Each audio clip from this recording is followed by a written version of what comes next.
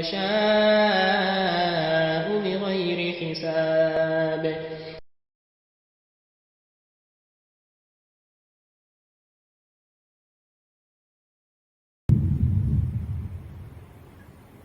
إن الحمد لله نحمده ونستعينه ونستغفره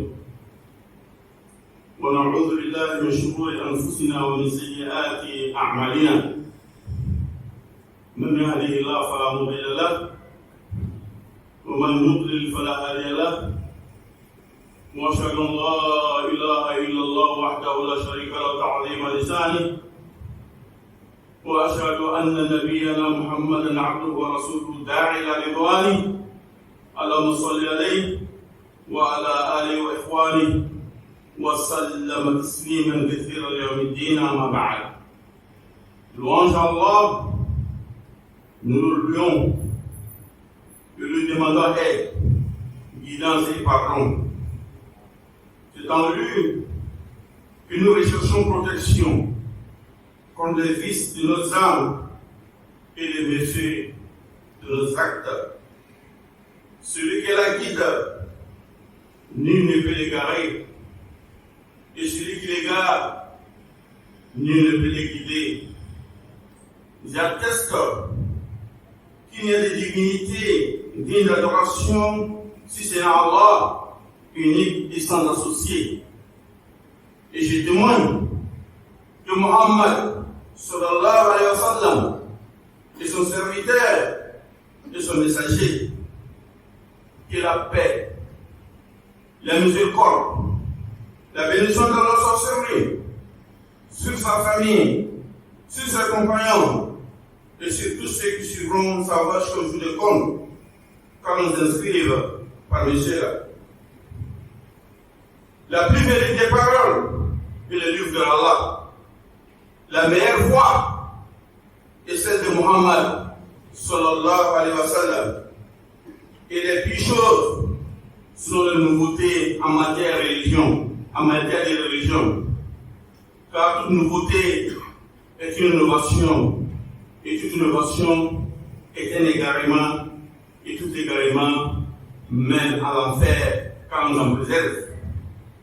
Fidèle serviteur d'Allah, craignant Allah, et sachez que cette vie est un plaisir éphémère, et que l'au-delà est la demeure éternelle. Sachez qu'il existe dans notre société une maladie dont la gravité est énorme et démesurée. Elle s'est répandue entre les femmes et les hommes, entre les pauvres et les riches, entre les personnes physiquement malades et celles en bonne santé physique. C'est une maladie dangereuse qui efface la foi des musulmans. Une maladie qui fait régresser notre société. Fidèle serviteur d'Allah, il incombe aux musulmans de connaître les maladies qui font souffrir leurs croyances ou annulent totalement leur foi en Allah subhanahu wa ta'ala, afin de les combattre jusqu'à leur dernière énergie. En effet, pour un homme lucide, les maladies qui attaquent la foi musulmane, les maladies qui attaquent la foi des musulmans sont plus fortes et plus désastreuses que celles qui se limitent à son corps. Puis est le fait que les conséquences néfastes des maladies liées aux croyances sont présentes dans la vie terrestre et dans celle de l'au-delà. Alors que le danger des maladies du corps se limite à la mort. Parmi ces maladies, nous pouvons citer la magie, la sorcellerie et le fait d'aller consulter le magicien et le devin. Fidèle serviteur d'Allah, ces pratiques sont réelles ou un impact manifeste dans la vie des hommes. L'islam témoigne cette véracité à travers l'interdiction dans les textes coraniques ainsi que dans les nombreux hadiths du prophète Mohammed sallallahu alayhi wa sallam. Ainsi, les magiciens peuvent, avec la permission d'Allah, séparer l'homme de sa femme, séparer des amis, séparer le commerçant de son commerce, séparer l'étudiant de ses études, séparer l'employé de son emploi, etc. Ce sont là des réalités à admettre. Alors, subhanahu wa ta'ala dit, فَيَتَعَلَّمُونَ مِنْهُمَا مَا يُفَرِّقُونَ بِهِ بَيْنَ الْمَرْءِ وَزَوْجِهِ وَمَا هُمْ بِضَارِّينَ بِهِ مِنْ أَحَدٍ إِلَّا بِإِذْنِ اللَّهِ. Allah dit, il apprend auprès d'eux ce qui sème la désunion entre l'homme et son épouse. Or, ils ne sont capables de nuire à personne qu'avec la permission d'Allah. Surat Al-Baqarah, Surat 2, verset 102. Chers frères et sœurs, à la foi, sachez que la magie et la sorcellerie font partie des actes qui annulent la foi. Quiconque s'adonne à ces pratiques a répudié sa foi en Allah subhanahu wa ta'ala. Il sort de l'islam. Par conséquent, s'il ne se répand pas avant sa mort, il ira en enfer et il restera éternellement car nous en préserve. Alors le Tout-Puissant dit, وَاتَّبَعُوا مَا تَتْلُو الشَّيَاطِينُ عَلَى مُلْكِ سُلَيْمَانَ وَمَا كَفَرَ سُلَيْمَانُ وَلَكِنَّ الشَّيَاطِينَ كَفَرُوا يُعَلِّمُونَ النَّاسَ السِّحْرَ. Et suivi ce que le diable rencontre contre le règne de Salomon, alors que Salomon n'a jamais été mécréant, mais plutôt le diable. Il enseigne aux gens la magie. Surat Baqarah, Surat 2, verset 102. En outre, fidèles serviteurs d'Allah, sachez que le sorcier, le devin, le magicien n'atteint jamais ce stade que lorsqu'il renonce à sa foi en Allah subhanahu wa ta'ala. En effet, Allah dit dans les versets précités que ce sont les diables, les shayatines qui enseignent ces pratiques occultes qui annulent la foi des musulmans. Et dans la plupart des situations, un accord est passé entre le sorcier et le démon, dont la règle de base impose que le sorcier doit en premier lieu accomplir certains actes de polythéisme ou de mécréance évidente, que cela soit apparent ou caché. Ensuite, le démon doit respecter cet accord en servant le sorcier ou lui envoyer un partenaire qui devra le servir. Le sorcier ou le magicien est appelé donc à faire impérativement un sacrifice illicite ou à délaisser une obligation divine en vue de satisfaire le diable. Par exemple, délaisser la prière des As. Ce qu'il faut retenir dans ce pacte, c'est que la condition posée par le diable est toujours un acte qui rend son auteur immédiatement mécréant. C'est alors que les diables seront à son service et l'aideront à faire des choses extraordinaires qu'un simple humain n'est capable de faire. Allah subhanahu wa ta'ala dit وَمَا يُعَلِّمَانَ مِنْ أَحَدٍ حَتَّى يَقُولَ إِنَّمَا نَحْنُ فِتْنَةٌ فَلَا تَكْفُرْ. Mais ceci n'enseigne rien à personne sans qu'il ait dit d'abord, nous ne sommes rien d'autre qu'une tentation, ne sois pas mécréant. Car Allah subhanahu wa ta'ala nous protège de la magie et nous protège des tentations de Shaitan. Fidèles chers alors, après cette clarification sur la magie et activité magicienne, il faut savoir par ailleurs qu'il est formellement interdit d'aller consulter les devins pour une maladie ou pour une quelconque voyance. En effet, les devins parlent en prétendant connaître ce qui est caché. Ils font appel à des djinns pour qu'ils leur rendent service sur les informations inconnues portant sur l'avenir. Alors que c'est Allah seul qui est l'unique détenteur du savoir de l'invisible. Allah dit قُلْ لَا يَعْلَمْ مَنْ فِي السَّمَاوَاتِ وَالْأَرْضِ الْغَيْبَ إِلَّا اللَّهُ وَمَا يَشْعُرُونَ أَيَّانَ يُبْعَثُونَ. Nul de ceux qui sont dans les cieux et sur la terre ne connaît l'inconnaissable à part Allah, et ils ne savent même pas quand ils seront ressuscités. Surat 26, Surat Shuara, Surat 26, verset 65. Et Surat Naml, Surat 27, verset 65. De ce fait, celui qui prétend connaître le cachet devient mécréant. C'est pourquoi les devins sont dans la mécréance et dans l'égarement, car ils prétendent livrer des informations sur l'inconnaissable. Ainsi, le prophète sallallahu nous interdit de les interroger sur l'inconnaissable. Il dit Man ada arrafan فسأله لم تقبل له صلاة 40 يوما. Il dit quiconque rend visite à un voyant, il lui demande un service, ses prières ne seront pas acceptées pendant 40 jours. Hadith rapporté par Muslim. En clair, à travers ces versets et hadiths, il est admis que la magie est une mécréance. Le magicien est mécréant et que celui qui les rend visite est au bord de la mécréance. Car nous en préserve. Je viens ici de ces hadiths qui parlent de la visite rendue aux devins, où leur consultation s'applique sur ces phénomènes aggravants dans nos sociétés actuelles, qui est la voyance directe à travers les radios et télévisions. Celui qui appelle à l'une de ces émissions pour consulter a le même jugement que celui qui a rendu visite à un devin. 40 jours de prières non acceptées par Allah. Et s'il croit aux informations livrées, il aura renié à sa foi islamique. De la même façon, les horoscopes dirigés à la radio ou dans la presse écrite, aussi d'autres supports ont le même jugement.